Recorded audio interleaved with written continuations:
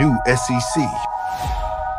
We're leading the way with Missouri versus Texas A&M, with the only ranked versus ranked matchup of the week in the SEC, only ranked versus ranked matchup in the country. 12 p.m. ABC, kick it off. No game day there this time for the A&M fans compared to week one of Notre Dame, but a really fun matchup. So, Hunter, what are some things you're excited about when you think about this Missouri versus A&M matchup? Yeah, I mean, going into the game at the time we're filming this, A&M 2-point favorites. And at the time we're filming it, Marcel Reed is the starting quarterback. Who knows what could happen? So what I'm excited for in this game is to see Texas A&M continue to progress with this Marcel Reed-led offense. I like what they've done with him since they lost the first game with Connor Wegman against Notre Dame, where you mentioned game day was there. Since then, they've been on a roll with this quarterback who offers a dual threat approach. And against a team like Missouri, they struggled against Vanderbilt when they had a quarterback who could do the same thing. So I'm most excited in this game to see what Texas A&M can do with this offense that they've been growing. So hopefully Marcel Reed gets the start. No shade to Connor Wegman, but I like where the game's going under his leadership. Yeah, and from a Texas A&M lens, I do like how they've been playing under him. You eliminate some of the more concerning stats. You look at the rushing game, and right now A&M is top 10 in the nation when it comes to rushing yards per game. That's led by Marcel Reed's efforts, and more so Le'Veon Moss. The last 3 games that Marcel has started, Le'Veon has rushed the ball for over 80 yards a game. He is looking very dominant out there. He played a key role in the game-winning touchdown for A&M last week against Arkansas. And so what Marcel offers to this offense from on the ground, although it wasn't seen last game, I think he had 13 yards on the ground, it's clearly showing to help Le'Veon in this offense, and it's working for them. So that's something that I am excited to see. And we had kind of talked about how Missouri had played against, rushing quarterbacks. And so, tell us a little bit more about that. Yeah. So, going into this game, you mentioned Marcel Reed kind of using his legs, and that's been a key piece. Throws teams off. Who do you watch? You have Le'Veon Moss, who is a good running back. It took him a while to get going last week. But when you're looking at what Missouri did, they're the number 19 rushing defense in the country. But when they played Vanderbilt, they gave up 162 on the ground, almost 100 from Pavia, and that was on both scrambles and designed runs. Right now, Marcel Reed is pretty split. He's had 15 scrambles this year, 23 designed runs. So they're building this playbook around him.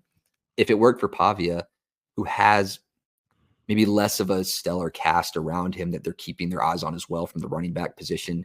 Le'Veon Moss is dangerous. Marcel Reed is dangerous. When you have these guys on Missouri looking on who to play, I think they're going to have a tougher time distinguishing when they're looking at this A&M offense as opposed to Vanderbilt. I quick player spotlight. Marvin Burks Jr. from Missouri has been pretty good at stopping the run. He plays the safety position, but he's going up high. He's down in the box. He's kind of been the all over the field guy for this rush defense. So I expect him to keep eyes on the quarterback and the running back and make his read there. Yeah, definitely expect him to kind of play a key role there. And, this A&M offense has had to rely a lot on the run because their passing offense has not been as impressive. And so we're looking to see more on that front. Connor Wegman and Marcel Reed right now rank both 16th and 20th, I think, in completion percentage. And Marcel's game, when it comes to the pass, he's only averaging about 11 to 13 attempts a game. So that lends to Missouri having the opportunity to kind of lock down this team in the air and give them a good shot to help this offense that Missouri has to put points on the board. We've been looking to kind of see more from this offense this year. Obviously impressed with what we've seen from Brady Cook on the ground, being able to finish around the end zone, not necessarily from a yards perspective, but just more so finishing drives and scoring there. But this team last year was, I think, 23rd in the country when it came to like passing efficiency. This year they're about 83rd.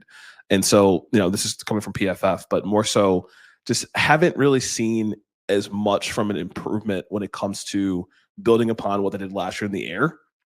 And so this is a good opportunity for them against A&M. As A&M is not their passing defense is not their biggest strong suit. And so I would expect to see more from Theo Weiss and Luther Burden over on the Missouri side to make this a competitive game. Yeah. If you're Missouri and what's been working for you, they do have passing weapons. They just haven't been able to find them effectively. Right now, Brady Cook 3 for 14 on passes over 20 yards. Like you mentioned, that efficiency is not there. But if they're expecting to go in and just pound the rock against this front seven for Texas A&M, I think that they're going to have another thing coming. It's not going to be the way the game's going to work. You're going to have to start throwing the ball because, Texas A&M front seven is where the strong suit is. The DBs is where there's some more questions. So they're going to have to make some plays offensively, throwing the ball. We've seen Luther Burden and Theo Weiss get the ball in the backfield and take off upfield and make some plays themselves. So maybe that's an option as opposed to airing it out.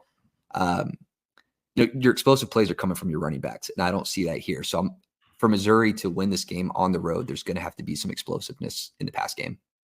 Definitely. And like you said, we've seen some of the stats here when it comes to what Brady Cook has done in the air with passes over 20 yards. And so I would like to see more from them in the game. They have found a way to win, of course, like they're still undefeated. Obviously that big overtime touchdown with Luther Burden. So an opportunity to kind of out athlete Vanderbilt. A&M has better athletes than Vanderbilt. But I think with this Missouri team is starting to kind of starting to figure it out. They're coming off of a bye week, and so they probably should feel pretty well rested to make this a close game. So, score predictions. What are we thinking?